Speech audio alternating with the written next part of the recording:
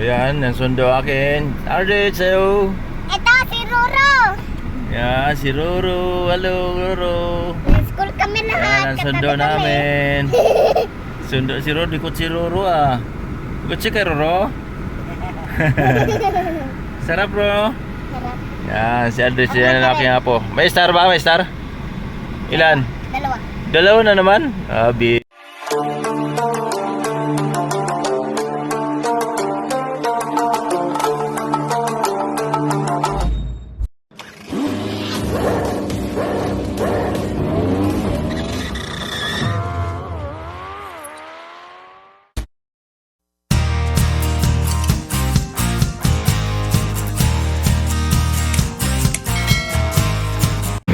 Ayun, magandang tanghali sa atin lahat, o magandang hapon naman pala sa atin lahat. So ayun, Kuya Ambaw ay nandito sa sasakyan. Ito nag-drive ng Kuya Ambaw. So sinanay na sinatid ko yung aking apo at sinundo ko na ngayon. Hindi tayo nakapag-vlog kanina, so ngayon na nakapag-vlog. Yun lang ang pinaka-intro. Wala na intro kasi kanina wala na intro, kaya ito na pinaka-intro natin. So ayun, update tayo sa kalagayan ni Kuya Ambaw sa aking pag-drive. So hindi naman ako talaga totally nag-drive na malayo. Malapit na ito, practice ko lang yung sarili ko para matuto ulit sa pag-drive. Kasi mamaya hindi na ako marunong mag-drive eh. Kaya isang buwan na may kita hindi nag-drive si Kuya Ambaw, kaya sinanay ko na yung sarili ko. So ayun, samahan nyo kasi yung pag-drive sa araw na to. Sana ligtas tayo sa ating pag-drive. Magandang hapon sa atin lahat. Alright. Sundo lang ang aking apo. So ginamit muna natin yung kotse ni Utol. Ano lang naman to, practice na naman. Kasi kailangan natin mag-practice. Baka nakalimutan na naman ni Kuya Ambaw mag-drive. So practice muna tayo mag-drive kasi dito lang naman malapit. Tinatry ko lang, sinusubok ko lang kung kayang-kaya na ba ni Kuya Ambaw mag-drive. So ano bang problema, ano bang kulang pa na hindi dapat mag-drive. So testing lang naman natin. Hindi naman talaga totally na nagdadrive ako na malayuan. So ito malapit lang. Mga ano lang ito, panumbalik, binabalik ko lang yung aking pag-iisip para hindi makalimot at para malibang ko yung aking sarili. So ayun, natry ko nga naman, medyo okay naman siya.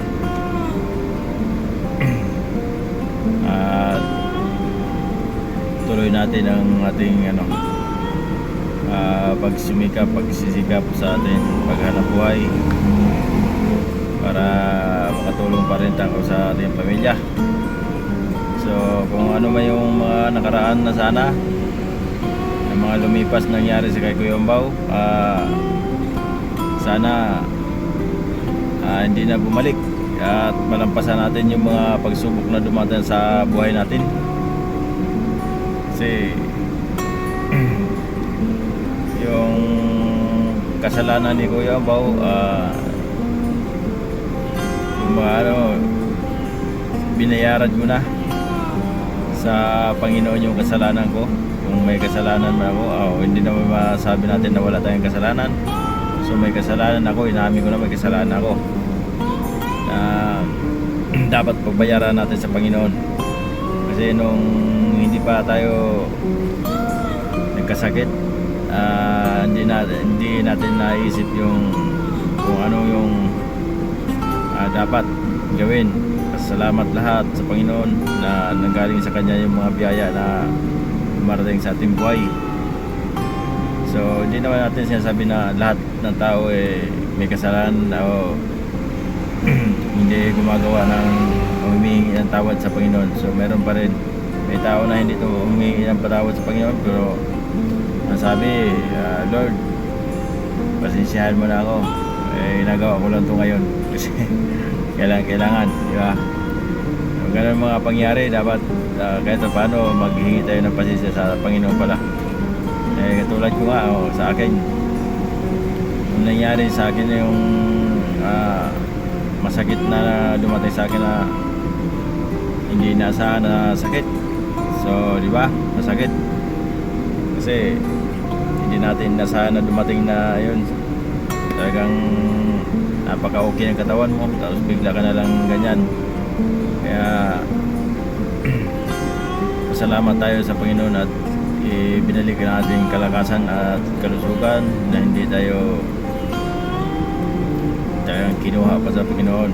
Kasi kailangan siguro mayroon pang gawain siguro ang Panginoon para sa akin dito sa lupa.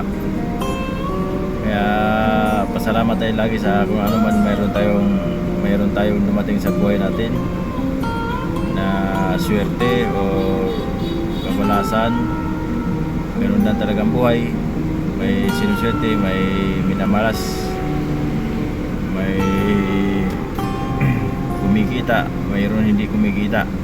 Katulad ko, walang kinikita, kaya yun lang talagang ang buhay natin. So yun, samahan nyo lang ako sa aking biyahe at sana ligtas tayo sa aking biyahe. Kasi panalangin ko na lang na maging okay na Kuya Bo, at manalangin nyo rin na maging okay na Kuya Bo para makapagtrabaho rin si Kuya Bo na maayos.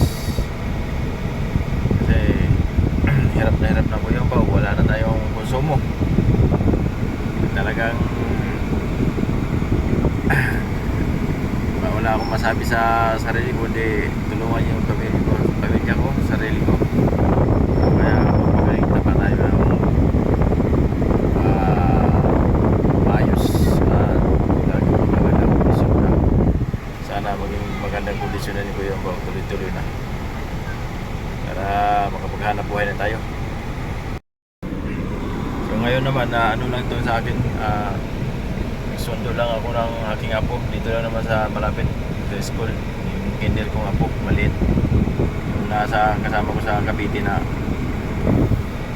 lagi kong sinama-sama yun kasi kailangan ni Kuya ko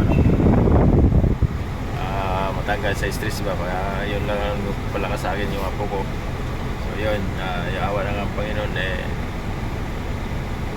tanggal yung stress natin kasi makulit siya na malambing. At least may nagpapakulit sa atin. So ayun, samahan nyo kasi yung pagsundo at uwi na rin tayo maya. Ito lang sa akin, practice na naman to. So pag-iingatin ko yung buhay, okay naman. Daan-daanan na ating takbo, normal lang siya. Takbong uwi at pamilya. So binabalik ko lang aking pag-iisip na sana maayos. Hindi na kung kondisyon ko kung okay na siya, dapat pwede na bang mag-drive. So kailangan natin magpahinga muna, hintayin na natin yung medyo kondisyon talaga, kasi kung resulta naman ng doktor sa akin okay naman lahat, normal naman lahat, negative naman lahat si Kuya ko sa laboratory natin. At salamat din tayo na nabawasan na yung dugo o yung iniinom kong gamot. So dati apat na klaseng gamot, ngayon 2 na lang. Sana maging tuloy-tuloy ang kondisyon sa akin. At yung pag-alaga sa sarili ko, so nandoon na yun. Natuto na ako mag-alaga sa sarili, yung sa pagkain, kung ano yung pinayo ng doktor, so sundin natin. Wala naman tayo magagawa kundi binigyan pa tayo ng chance eh. Kaya control, gawin natin ng lahat para manabalik tayo ulit.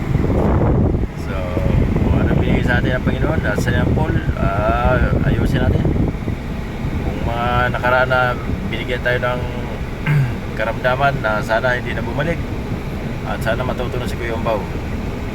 So ayun, hanggang dito lang aking vlog. Ayun, dito pala kasi hinihintay ko pa yung aking sundo pala. So andun lang. So iikot ako kasi dito, andun na banda. Wala maparkingan kasi doon sa school. Kaya maya pag naglabasan yung siksika na, pagdating ng mga sabay palabas na ngayon, wala na palang papasok. Yung sa umaga lang palang yung magsundo, maghatid, kaya matraffic doon, mapuno, sinisirado. So ngayon pag labasan na kasi hapon na, kaya wala nang gaano traffic yan. Yung pagsundo na lang yung matraffic. Mga tricycle lang naman matraffic, tsaka motor yun. Kaya yun, ikutan natin, baka nandulo na. Alright. So yun, sakto, naglabasan na. Labasan na yung labasan na yung estudyante. Kaya yan, palabas na. Baka nandyan na siguro yung aking apo. Labasan na yun. Hintayin lang natin kung nandyan na ba. So kung wala pa, ikutan ko yun kasi ikot-ikot lang naman ako dito. Ayan, yung sundo akin. Alright, sa'yo. Ito, si Roro. Yan, si Roro. Hello, Roro. May school kami lahat. Yan, ang sundo Katabi kami. namin. Sundo si Roro, ikot si Roro ah. Ikot siya kay Roro. Sarap, bro. Sarap. Yan, si Andres, yan ang aking apo. May star ba? May star? Ilan? Dalawa. Dalawa na naman? Very good. Ikaw, Roro. Star mo, Roro. Star mo. Meron din? Sala. Very good. Okay yan. Ikaw, Dalawa. kahapon nila star mo. Dalawa. Pwede na yan. Basta mayroon, no? Ano naman tinuro ng teacher mo? Ha? Ano? Ano tinuro? Ha? Ano tinuro? Bakit nagka-star ka? Naglaro? Isa pa rin. Naglaro? Isa pa rin. Okay, sige. Isa pa rin. Bye-bye kahit na. dalawa.